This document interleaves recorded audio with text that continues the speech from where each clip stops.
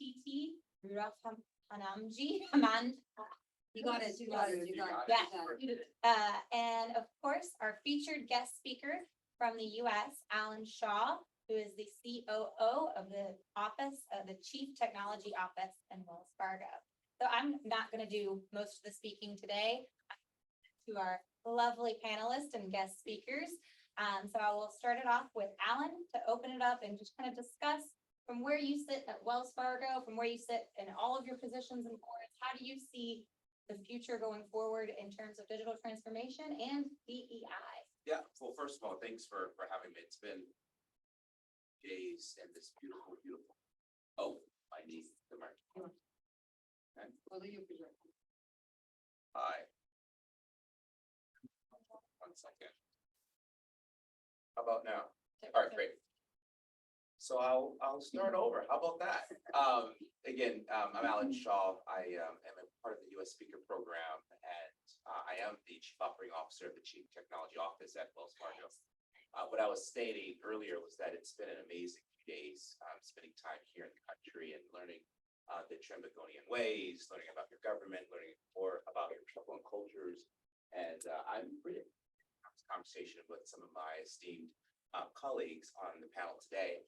A couple of things, this technology and diversity in general. One of the things that I've accomplished over my last 30 years of being in technology and finance is that it starts with people, it starts with humans. Humans, it's, human is plural, right? It's not single. And when you start to really peel back that onion, you start to realize that technology should be enabling experiences. Technology is nothing without the emotion behind it, without the people that leverage it, without the ability to really think about the communities that rely on it. We talked, over the last few days to migrant communities. We've talked to youth, right? How they communicate effectively across oceans, continents, and it's all comes down to technology. It's how about technology and the use of technology in our communities.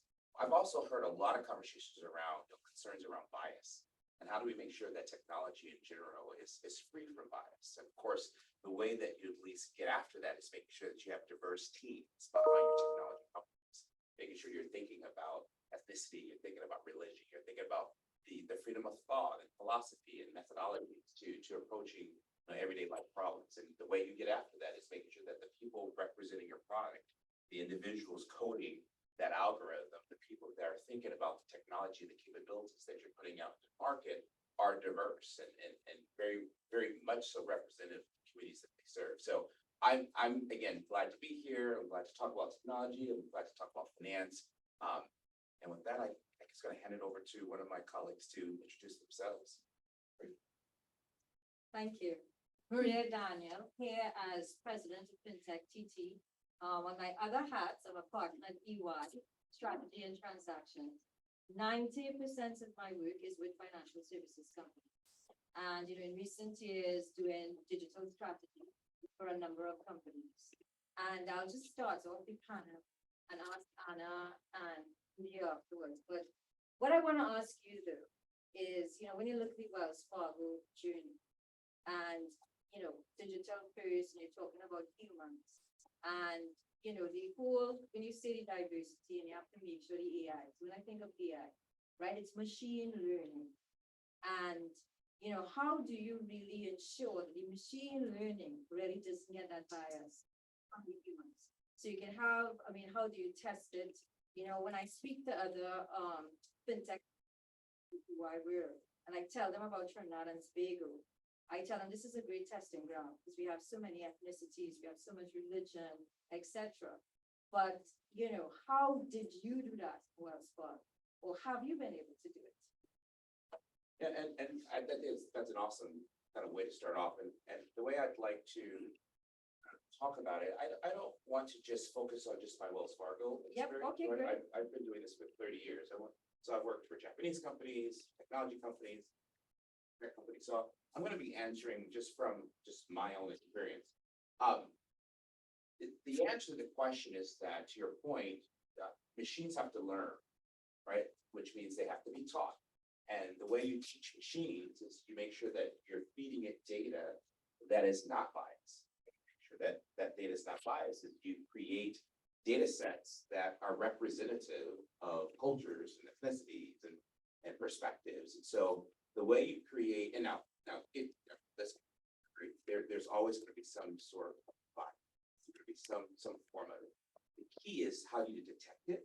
The key is monitoring it. The key is making sure that at least and I mentioned this a little bit in my opening statement, making sure that the teams that are responsible for creating that AI are diverse in and of themselves, and that they have controls in place to make sure, to your point, you test out that language. For example, if you want to make sure that you're not being biased against women or people that are women identifying, you want to make sure you test that product with a population of various women across the diaspora, right? Not just women from America or women from Europe, but maybe female identifying women as well. So there's ways to make sure controls in place to create a data set that is representative of the community, but then you've got to always test that out and make sure that the results that you're getting back is true to the data.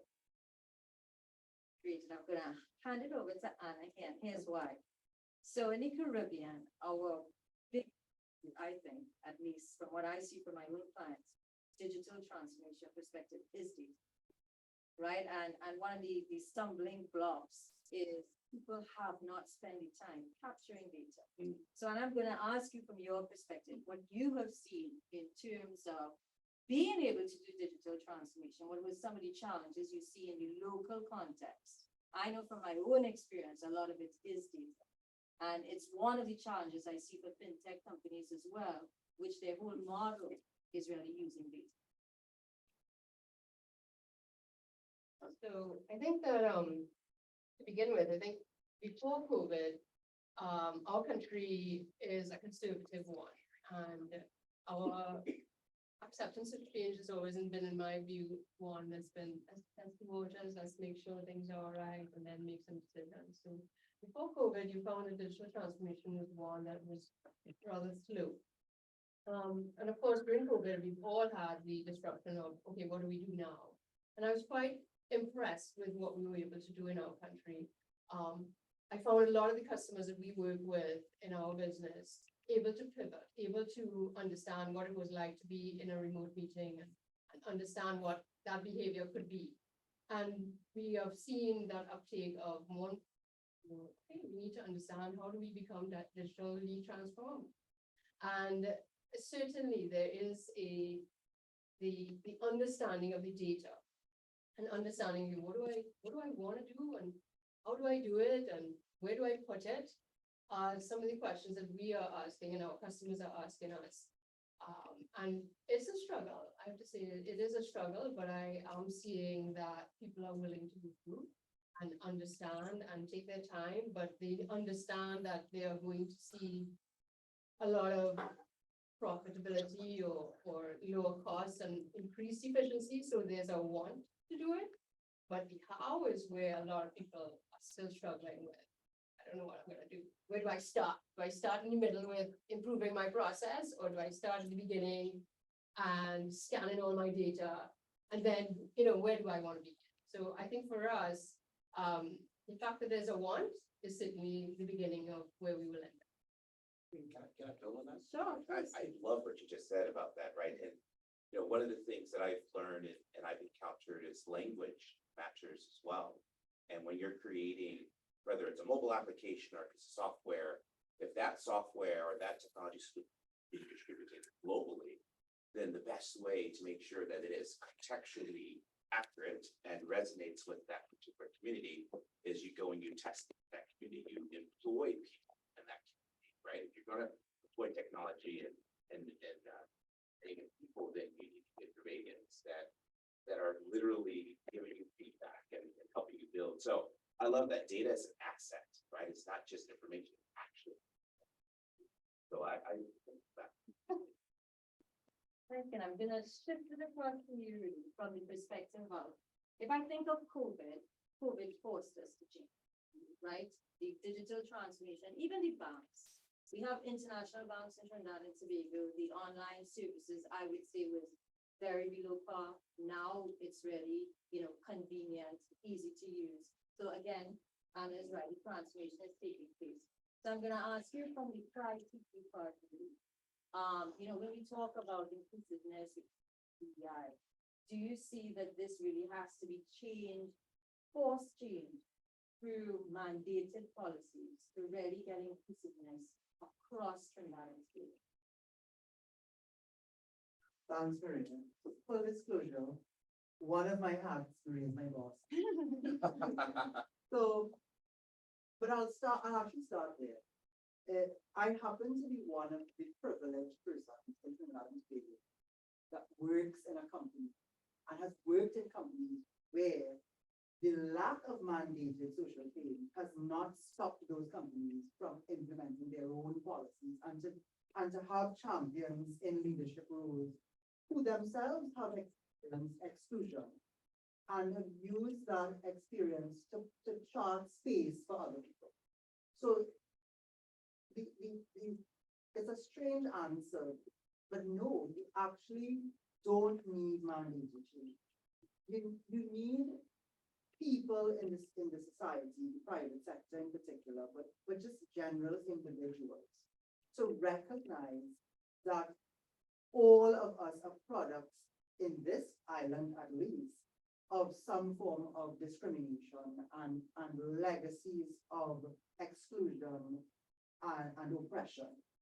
And in that commonality, why would we want to exacerbate that or maintain that structure? So those of us with privileges, where we sit, we need to use that and design our systems, our software, our business policy to be more inclusive. And for companies that have the benefit of inheriting that approach from their global counterparts or headquarters, how do you then influence your local colleagues to think that way? Because CAISO, there's an organization called CAISO that for over a decade has been advocating for change in the legislature. And to this day, if a company wanted to fire me because of my sexual orientation, they could, and the law, it is the only law to my mind here in Trinidad and Tobago that specifically says this law does not include sexual orientation. So as a tax-paying citizen of this country, there is a law that actually excludes me. So if it weren't for my company, I'd be at risk. Right, you have to change that, put it on the list. Alan, I'd love to get it from a global perspective, from your own personal perspective, your views around that. Because, in Trinidad, from a ethnicity perspective, I think we're pretty good, even from a woman perspective. There is equity, there'll always be bias. We were having that conversation, and Anna said, she told her husband, can I say it, that you wouldn't understand it because, white males will have these problems. And it's true, right? We've all experienced it as a woman, or, sometimes I've heard other women tell me, I'm sitting down in the boardroom and they're just not hearing what I'm saying. And then a man gets up and just repeats exactly what I said, and everybody will be like, wow, right? We live that every day. So from your perspective and, your journey, how did you deal, if there were challenges, how did you deal with it? Yeah. Where do you start? So, three things. I want to talk a little bit maybe about allyship, the difference between allyship and advocacy. I think that's super important. And then I'll talk a little bit about just my experience as a private equity venture funding. I led a green tech company and had raised over $100 million. And when many of you, I'm sure in the audience, have raised capital from Silicon Valley or from Israel, and you've been in boardrooms where you have to pitch your idea, right? You have to explain why you're asking this company that never met you before, by the way, for 10 million, 25 million, $50 million. And in my experience, so often I was the only person of color, right? The only Black person in the room. So often I would sit down and someone would think that I'm the assistant or I'm the person that's there to take notes. Yeah, of course, right. That's why I never ask women, by the way, to take notes. for those who are male identifying, right, never ask a woman to take notes. Take them yourself, darn it.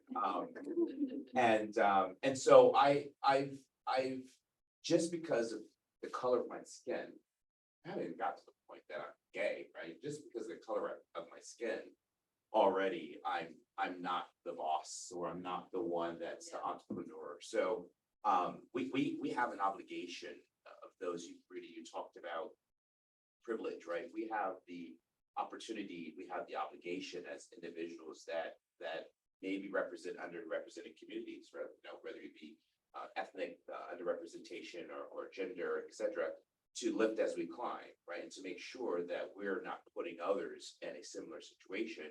And by the way, getting to the point of allyship and advocacy, it's great. You talked about mansplaining. It's great for a man in that position that sees another, you know, male identifying person make that faux pas and say, hey, that's not right, right? You know, Anna just said that, or Maria just said that.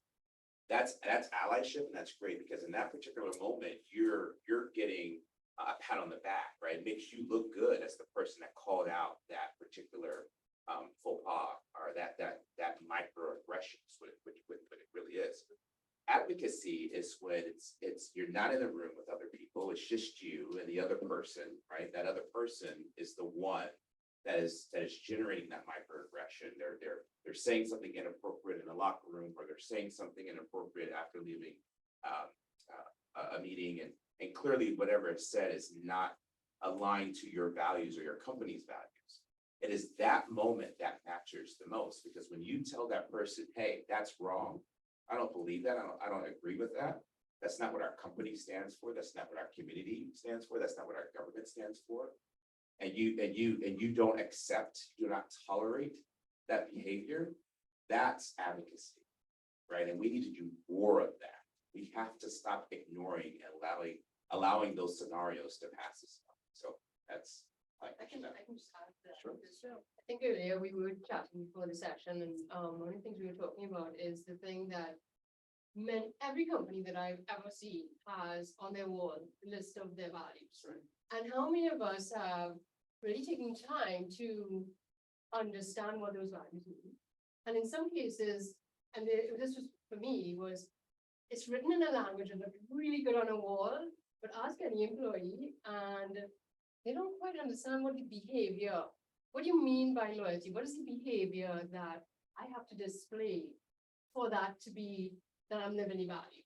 And I think when you're talking about DEI and you're talking about inclusion and you're talking about technology, when you're doing your design, that is something that you want to consider. What are my values? Not only what do they look like, but what do they look like in terms of the behavior that a human is displaying, no matter where they come from, what they do, so that we can all enjoy the fruits of our labor. I like that a lot, and I'm gonna use that segue to get back into the technology discussion. So when a company is thinking about digital transformation, and you know, one of the challenges we have in the Caribbean is we have a lot of small economies, right? So, I mean, you have islands with 40,000 people, and a lot of people, and you know, just talking about on the fintech side as well, is, you know, that's a volume-driven service to some extent, right? That's where it all came from. So, you know, when you think of Africa, it was hundreds of millions of people that you could put with a very low fee, but be able to cover your costs. In the Caribbean, however, we don't have that. So you see fintech is actually taking off very, very slowly. So like in your experience, what would be some of the advice? Because we have a lot of the fintech members here, and people interested in fintech. And how do you get your solutions out there? How do you help this transformation in these small economies? Kind of a hard question, I know, but it's also to help them realize, and this is what I have seen in the marketplace, is we follow other people's solutions without actually trying to understand what's our problem. So, you know, everybody thinks a wallet is a solution, but, you know, is that really our problem? Yeah. So how do you go about from, and Anna said it, you know, when you're designing, when you're thinking of your transformation and you have limited resources, how do you prioritize? Where should I allocate the capital? How could I use it? Where should I spend my development money to really hone in on what's the problem? I am not gonna answer your question, but and the reason I want to be, I'm gonna be totally honest, I can't speak on what it's like to operate in this economy, right? I wasn't raised here, I was born here, and I certainly don't do business here, but what I can say that I think is adjacent to your question is I'm gonna tie technology and innovation to, you know, the importance of education and the amassing of skills, right? So it's, what you're talking about is innovation. Mhm. And in order for a country to innovate, it must create the opportunity and the spaces for its citizens to do so. So then, to me, the question is, all right, what is, Trinidad and Tobago people, citizens, governments, what are we doing about education? How are we creating, pockets where you can have hackathons to learn cybersecurity? How are you creating incubators where you bring in entrepreneurs in to talk about new innovations and new technologies? How do you create opportunities for people to think differently, right? Maybe it's around the energy sector, maybe it's around technology, maybe it's around medical care. So the point I'm making here is, I think the key is making sure that your people, your government creates the opportunity and the access to opportunity and skills so that you are actually creating innovation from your own people in your own country. And then you're able to capture that capability and then monetize it.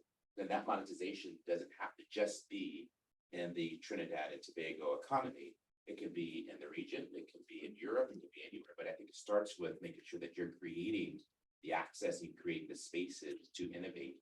And that means making sure that you start with your own people. Sure. So for more than a decade of my life, I was responsible in a large part to developing these lovely national strategic plans when I was one of your clients and others. But no, I used to ask people, do you all know what $400 million looks like? And they would think, well, a suitcase of money or something, or a gold bar. I would say, no, it looks about this high. Because on my desk, for all those years, whether it's in the tourism sector, technology space, financial services, creative industry, because I've cut across all three, I had a collection, I still have some of them. And it costs us as a people, at least that high, close to $500 million. And I've been to government offices where there are even more of those documents. So Alan, to your point, is a few days ago, Google was leveraged to place Trinidad and Tobago on our national instrument on the global map like has never been done before. And I remember meeting with Peter Minshall once, who's one of our mass leaders, iconic. He said, and it's very dramatic, he said, imagine a man, a poor man, sees an oily, stinky steel drum in the road, and he takes this drum and he crafts it into the most magical, I'm paraphrasing, but it's kind of like, that's how it speaks, right? This magical instrument that is so, and to him, that was the prime example of how innovative we are as a people. But then he went on to speak about all of the problems that we put in front of ourselves.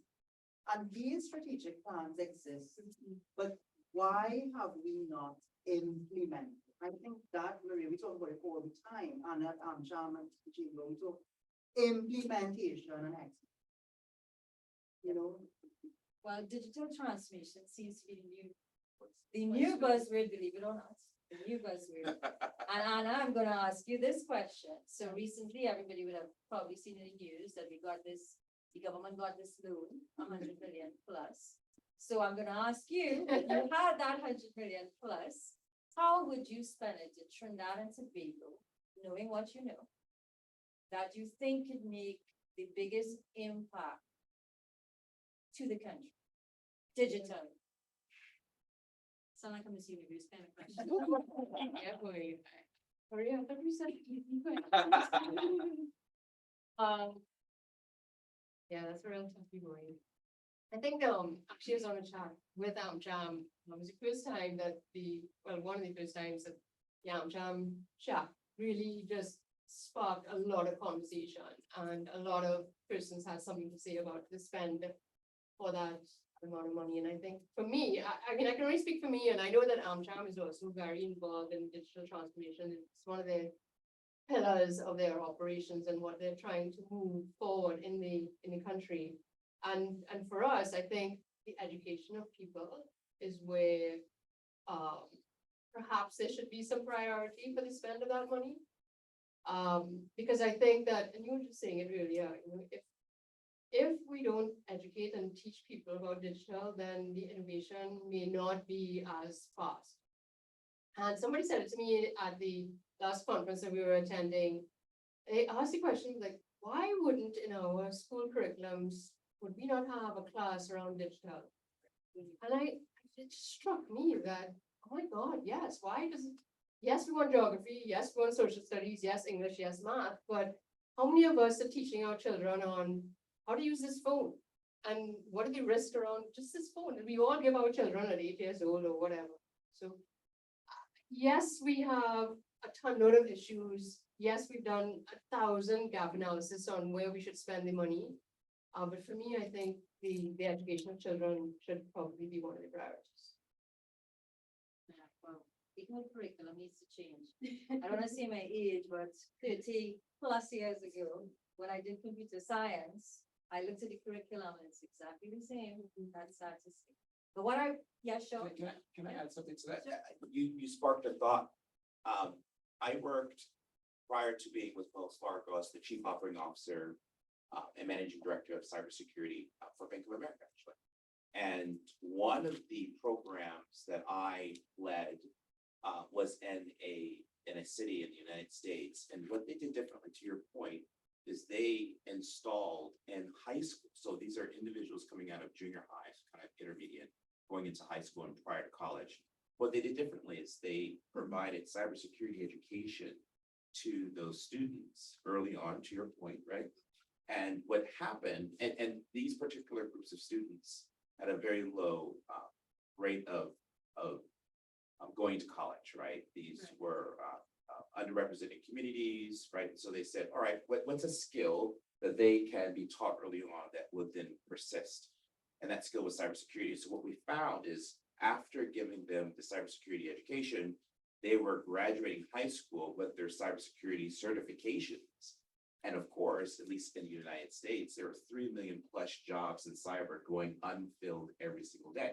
So now you've got an individual that normally would not have had a path to success, making, $125,000 US dollars right out of high school. So that's a great example of building the infrastructure I think that's a great point. And I mean, don't let us miss this, right? Because to me, they're born now being able to use an iPad. That's right. Right? When I have any technology problems, I just hand it over to them and they can solve it. But it's also education of the population, not to fear technology. As you said before, in your statement, it's the people and the technology is just an enabler.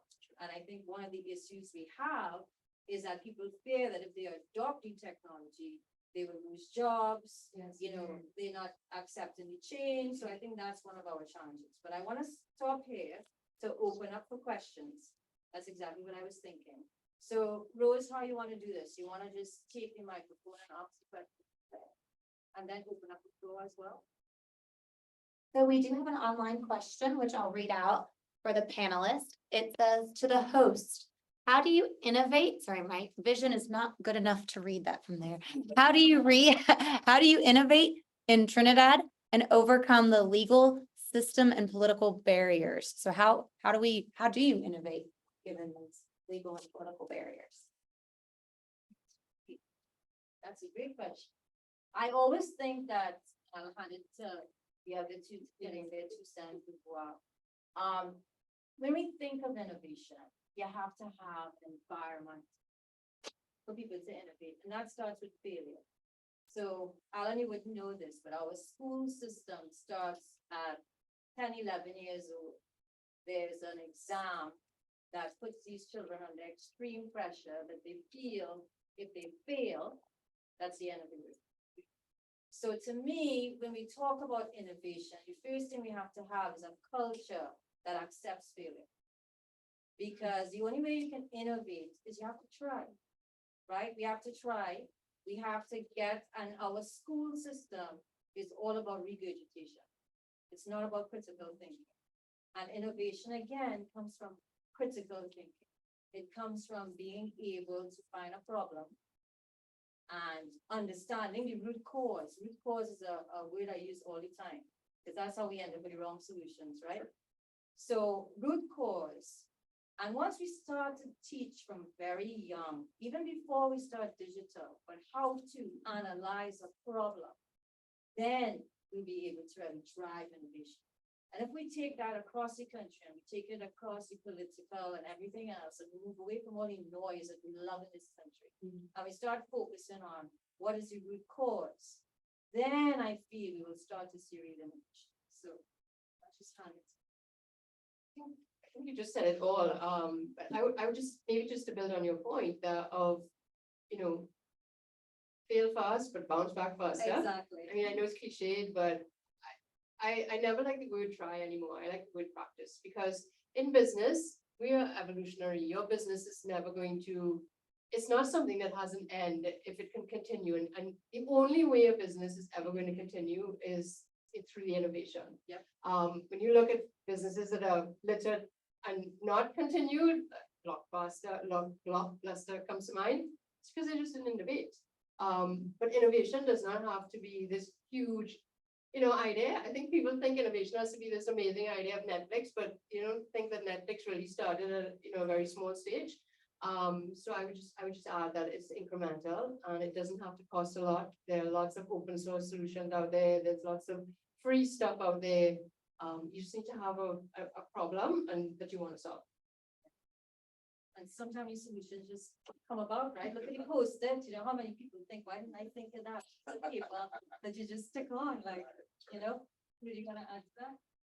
When I was studying innovation, one of our lecturers told us people only change for pain or for pleasure. Right. And unfortunately, most times the pain.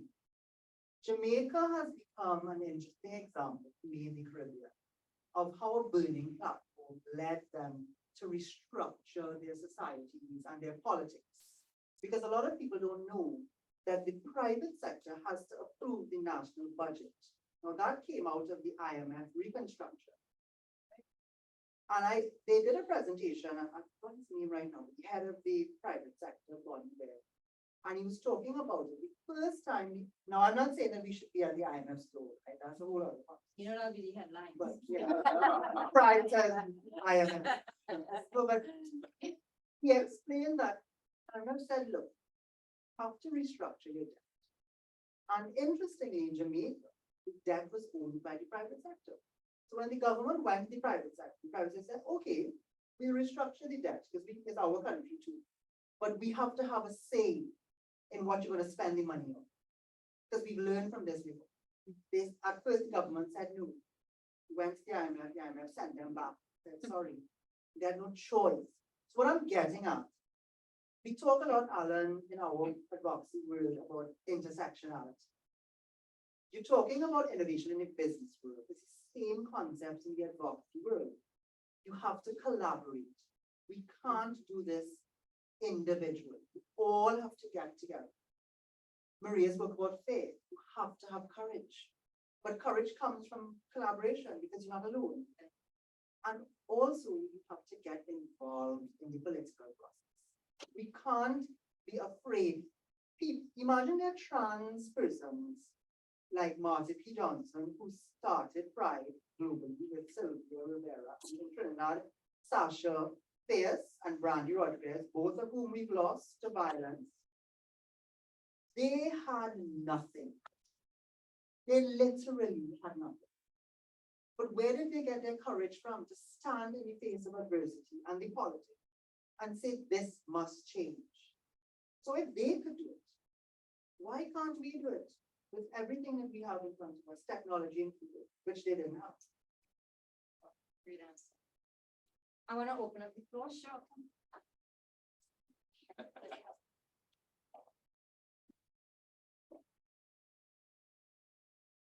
And then. After, I have one question for the far right, you spoke about. Yeah, no, my right. You spoke about the strategic plans that pile up and how. Spent millions and millions of dollars on developing the strategic plans, and I think it's a hard from my problem. And I'm wondering, what role can digital transformation play in getting these strategic plans that we've been looking at for decades? I've always said that, my master's thesis is sitting down in UAE collecting dust, and I So can't be the mine, only yeah. one. And we have all of these ideas. I don't think our region is lacking in ideas and talent. We go abroad, it's a Trinidad, it's a Jamaican, it's a Grenadian running the show.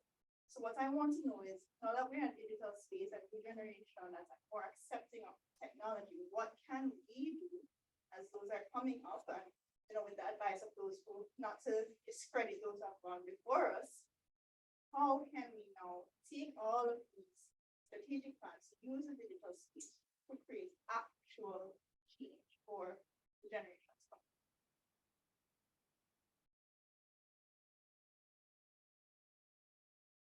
Take it. You want to take it? Digitize the politician. Actually, there's something in this country called the Freedom of Information Act. And most of us don't use it. A little bit of a process. But I think it starts with getting access to the information. Those of us who do the work, we know it. We have access to the documents. But a lot of these things should be made public, or at least the ones that aren't, they should be shared. And then the companies, the innovators, people will see the plan, the roadmap, and they will be able to implement from it. I think that's what we try to do with NFTs, right? Yeah. Anna, you wanna? No. Sure. I'm always happy to share perspective. What came to mind when I heard you ask the question was, well, where are we? Let me back up. I think that government and private, public and private play their own respective parts. I think when it comes to innovation, that takes a long time. There are certain technologies, what send someone to the moon, that takes decades, right? That's best on a government balance sheet, right? That's how you fund those type of ideas. When it comes to ideas like maybe ideas of collaboration applications or ability to create changes in the human behavior via technology, those things can come via private enterprise, right? Quick applications by entrepreneurs. The point I'm making is that I think there's an opportunity to leverage private equity and venture capital, right? Get other people involved that represent different perspectives of your sector, of your community. And instead of everything having to go through government, why not bring it to private enterprise? Why not get people involved to say, you know what? Maybe this particular part of the sector or this particular set of entrepreneurs can take this part of the idea. And then this other group can say, you know what, we can take this up, we can build this part of the idea, we can build, then now you're sourcing funding, you're sourcing capital, you've got individuals within your communities, in your private sector and public sector, bring in some researchers from, I think that's the way to do it. It doesn't always have to be the government. Don't forget, we're the government, we're the people, we make up the government, so why not bring it to the private? The only thing I would say to that, and we've done these private equity and tried private equity, and it goes back again to the ecosystem, right? And I think where we fail there as not a country, but as a region, is we haven't been able to bring our small numbers together for something big, right? So when we talk about crypto and we talk about digital currency, the problem is we can't move money across the Caribbean easily. But are we really spending the time and the money on a regional solution, right? So it goes back again to the problems. But one of the answers to your question is simple, accountability. You know, if we demanded that when these monies are spent on these studies that they made public, and somebody has to answer, well, why is it not being done? But that's on us, right? You know, we complain about governments, we complain about politicians, but we put them there, right? So the only people we can blame is us. So the change really has to come here. And, you know, in Trinidad, we tend to be very decent. That's why we're so happy. That's why we get along, right? We're not really the ones that will go through the streets. Well, you have it, but it's a good and a bad, right? So I think accountability is to me, we have to make people accountable, starting with ourselves. Sure.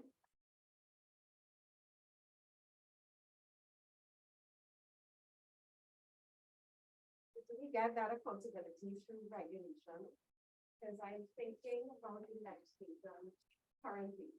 Does that actually support or hinder fintech, digital transformation, use of technology? I know recently some of our Eastern Caribbean partners have implemented virtual asset legislation. Do you think that that's actually something that could be applicable here as well? So I'm looking at legislation and the regulation part of it. You want to respond to it? Like, go ahead. Briefly, and then I have a question. I think beyond legislating everything, I think one of the important things is that we don't even have the knowledge to legislate. We have the wrong people legislate. People who have no understanding. People who have no understanding of matters, the subject matters, are making decisions about us going forward. And just to kind of touch on something that you guys have spoken about and maybe to ask a few questions around it. Digital transformation has become a buzz phrase. Innovation, buzz phrase, technology, buzz phrase, but we've not gotten to the core of what technology is. The Post-it note is a technology, right? We think of technology as only things that are digital, computer, electronic, but anything can be, any form of innovation is technology. The toilet was a form of technology, right? And I think we need to change the way we think about technology and go back to, you know, thinking from first principles and understanding the core problems. And earlier you guys asked a question about, you know, the costs and the benefits and how companies might start undertaking these transformations. And I think we need to stop looking at the revenue generation opportunities from digital transformation and start looking at maybe the cost saving opportunities. And here's where we will find the money, because we are wasting a lot of money doing it the wrong way. Yeah, thank you. Well, I thought that was a good statement. Yeah. Question. Anna, you wanna? No, you said it. I'll finish you. You know, you're right, and I think Anna kind of mentioned it too, that when we talk about innovation, and I tell my clients this all the time, you know, innovation could just be making a process better. Yes. Right? It could just be making a process better. But to step back a little bit of what you're seeing on the legislative part, it is a good point. You know, it's making sure we have the right people in the right places. Also, to be unafraid to put younger people in some of these positions, right? So we have scholarships, national scholarships, where scholarship winners have to come back actually and work in the government. But yet, I'm sure, and I know this because we try to hire them all the time, they're not given the opportunity to bring what they've learned. So we're not using the young people who are coming out with the knowledge. They don't have the experience, but again, this is where collaboration comes in. You know, get people from different places to also mentor these young people. So, because our government's supposed to be, if you think about it, have the brightest people. They get in the first pick of our open scholars every single year. So the question is, if we have this available to us, why are we not using it for exactly what you're saying?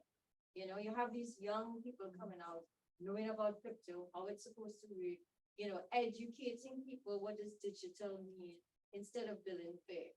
So I think that's part of the issue. I think just to build on both your points is that, you know, there are people working to make the change happen. So it's not as if this is happening without anything Agreed. going on. There is legislation that already exists. Some people No. don't even realize that in Trinidad and Tobago, we have one of the best pieces of legislation around electronic and fintech stuff. Just really mind blowing, and they're actually coming up with a second version right now. But as well is some of our executives just don't even understand how they can save money. I mean, you know, I was talking to an executive the other day, and I said, you know, 30% of your time is spent looking for a document. 30%.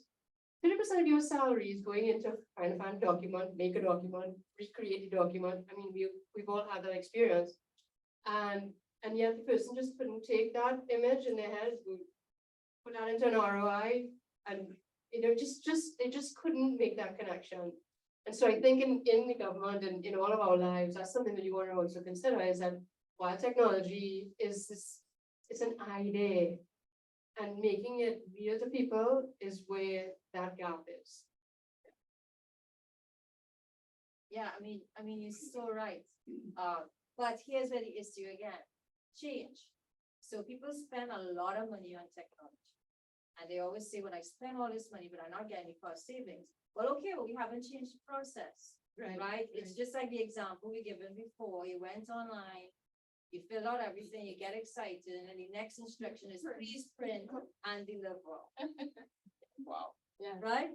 So all that has done is automated the process. It hasn't transformed the process. So I think that's where the issues lie, right? So we want to spend money on technology. You can't spend any money on technology and then don't change anything. So it's all of that. Any other questions? Before I give the question to the room, I want to turn to a comment online. So we have a comment that says, the companies delivering digital projects should be the core focus so that they can scale the objectives at hand. Apprenticeships and education projects that you mentioned should be driven through existing digital companies who are actually doing these projects with visions or projects, apps, applications, and strategy. Funding businesses and TNT's main challenge is to scale the digital solutions, create these ecosystems. Yep, totally agree. And now I'll let. Thank you. I want to ask our featured guests a question that really is along our lines of our tune that we're going to have on digital transformation. So as a region, context and culture is important to the student that we're going to take. What digital transformation means different to different persons based on their stage, their business, whatever the case is. If we ask 10 different persons what digital transformation means to them, we may get someone saying it needs to digitalize everything, to go online, to maybe improve a process using some low-code development, maybe robotic process automation. My question to you is, based on where we are, where we're at as a country, now getting this money and we're going to embark on this journey of digital transformation, you would have been involved in different businesses, different stages, and you have appreciation of how different people define their digital transformation journey. What tips would you give us in general persons at different journeys in understanding what that digital transformation is to them?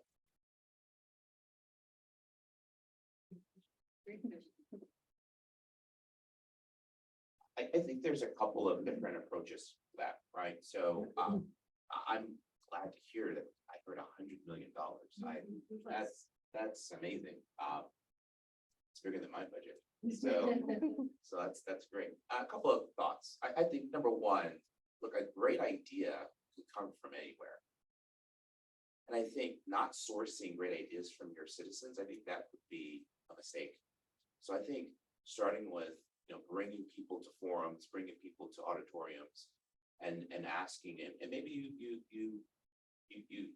maybe there's some type of reward or prize or, right, but just get your people thinking differently about, look, you live in Trinidad and Tobago every single day. What are three things that you think can change, that can improve the lives of Trinbagonians, or improve the way the government can operate, or whatever the case may be. So I think that's one, source ideas from your local citizens and create that momentum. That's one. Two, don't let the enemy of, or don't let perfection become the enemy of good, right? So there's nothing wrong with quick wins, low code, no code, quick process improvements, right? There are things that can be changed relatively straightforward, that can create a lot of lift for your companies, your citizens. So I think that, having your aperture be very broad and not just going for that one idea that might happen in 10 years and ignoring the 50 ideas that you can get going and get down the road. I think lastly, and again, part of, this gentleman said it earlier, right? I absolutely agree with you, right? Innovation is a multitude of things. It could be a process, it could be actually technology, it could be the way people thinking, like changing the diagram, changing the paradigm of the question. But I think that it would be super important to not take some of those dollars and actually build the infrastructure required to then enable innovation, enable transformation, whether it be digital transformation or how people live every single day, right? I think that's important as well. Like, take some of those dollars and invest in the future, knowing that this $25 million is not going to pay off in the next 12 months, but whether it's we're building schools, we're bringing in companies, tech companies to set up shop, whatever the case may be, and you know that that's going to be an improvement that will happen in 10 years out or 20 years out of making that investment. Those are my thoughts.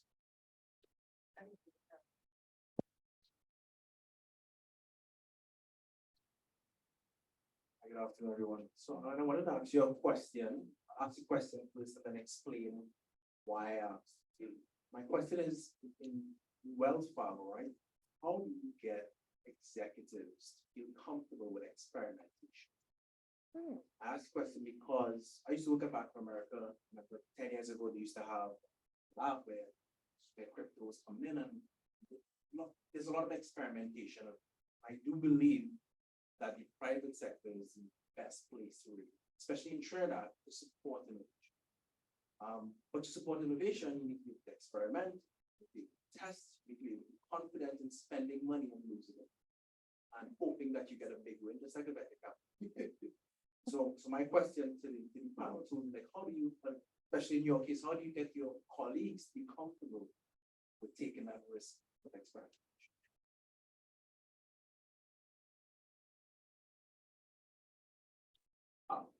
I used to work at Bank of America as well. We can trade stories. Over 16 years. So I've seen a lot. I think so. It's a couple of different ways I would approach it. We approach it. Number one, you have to incent it, right? So people behave based on how they're compensated. I get it. It's the right thing to do. It's the moral thing to do. But if I'm going to get paid to do it, then that's an extra added bonus. And so you have to incent executives, people to fail fast, fail responsibly, fail with a purpose, but to fail fast. And that's part of the journey. It's part of the work that you need to do as a leader. Make sure that we are exploring and make sure that we're creating practices that allows for us to see around those corners. So that the first thing is you have to incent it, make it a part of their incentive, their pay for performance structure. So that's one. Two, you have to create psychological safety. Right? So we say things like fail fast, and then when you fail, you get called into the office, or you get a poor performance evaluation, or someone says, well, why did you do that? So you have to be very intentional and very deliberate with the language and the energy you put around this culture of innovation and failing fast. Right? You have to create that psychological safety, and when someone does quote unquote fail, talk about what was learned. right? This is what we learned from that experiment. So experimentation is really what it is, right? This is what we learned from that experiment, and this is how we can apply the fruits and the lessons from that experiment across not just this one sector, but across maybe multiple products, right? So that's the second one, right, which is the psychological safety. And I think number three is I think you have to, I know you have to actually carve it out in the budget. Yeah. Right? Actually have a lot of your budget that says, this is the lab, right? This is the, call it innovation, call it experimentation, right?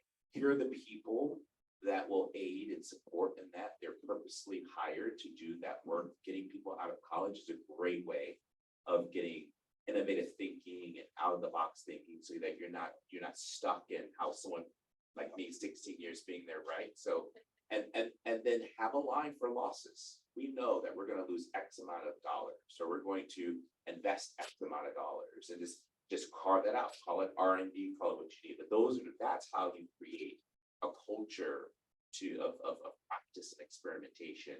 And then when people feel free, psychologically free to, oh, I can experiment, I can wander, I can, try new things. That's when you really kick into high gear, because people are not afraid, they're not holding back. So. Sure, of course. As someone, I believe in this mantra, which is better to beg for forgiveness than to ask for permission. Maria has already tried that. You find me like what times Yeah, already? but You have to sometimes know your craft so well, do your homework, and take a personal risk sometimes, and show the executive that you knew this was. Trust me, when it does, they'll be the first one to pat you on the back and pose for the camera. But I mean, if it fails, well, but I will never forget, I worked once for someone who was very, very conservative. And well, the owner of the company was very conservative, and he took no risks. He wanted to know for a guarantee that if you spent $1, you would make more than if you took the $1. He said this, if I took the $1 and put it in the bank, you have to make more money than that bank interest. Otherwise, I'm putting the $1 there. And the CEO at the time, she took a chance on some of us, and she was an ally in the truest sense. And she's like, go ahead and try. And if something happens, I will, I'll bat for you, kind of. And the kind of success that we had, I never forgot. Called me. I was walking out the courtyard one day, and he called me and said, come and sit here for a minute. So I thought, what the hell is this man? He could be a very intense person. Says, all cats like to be stroked, but you don't have to stroke them every day. But ever so often, you should. And he handed me an envelope, and it was a bonus check, which I had never expected this man in my life to pay me. I thought he was going to fire me. But that is a true experience of taking personal risks and knowing what you're about and proving them right or wrong. But we probably have to wrap up, right? The only thing I'll add to that is the value of diversity. Because you will never have innovation if everyone thinks the same way, then nothing new will take part. I mean, we were talking about this in entrepreneurship yesterday, and somebody was saying, how do you get these entrepreneurial thinkers? And I said, well, first of all, do not hire the ones that just look like everyone else, because the little quirky personalities, they're the ones that usually come with something that none of us are thinking about. So that's the only thing I will add to that. So we need to wrap up. Alan, I'm actually going to ask you to close us off. Oh, Yeah, okay. opening and closing from our guests. Great. Maybe you could talk about, the great of Trinidad and Tobago. doubles. Yeah. First of all, thanks again for having me, and again, this is a rich gorgeous, beautiful, amazing country. And I know you all know it because this is why you're here today. This is you're visible, you're present, you showed up, and that's super important. I want to thank my panelists, right? Yeah, no, Anna, Maria, Rudolph, thank you. I think so often we miss opportunities to collaborate, right? Bring people in from different countries, bring people in from different companies, different sectors. Throw a problem on the table, right? It doesn't matter how big or small, just throw the problem on the table and let those bright minds get after it. That's innovation, right? Just taking a different approach to solving problems can be innovative in and of itself. So I appreciate the time that you all spent with me, and I love learning, right? And learning from it. And then lastly, I have to do a plug for the speaker program. Yeah. No, I really, really do. Several years ago, I signed up to become a US speaker. And it was after, I won't actually talk about that former president at the time, but I thought I want to do something different. I want to help my country. And I thought, how can I do that? Well, I used to be a poor Black gay kid from Compton, California. And I have some ideas too. And I thought, no, I may have something to share with others. And so I became a part of the program, and kind of where I fit is cybersecurity and technology. And then this entire D&I LGBTQI lens. I hope that other countries do something similar, because when you bring diversity to the table, brilliance comes out the other end of it. So thanks again for the opportunity. Thanks for having me.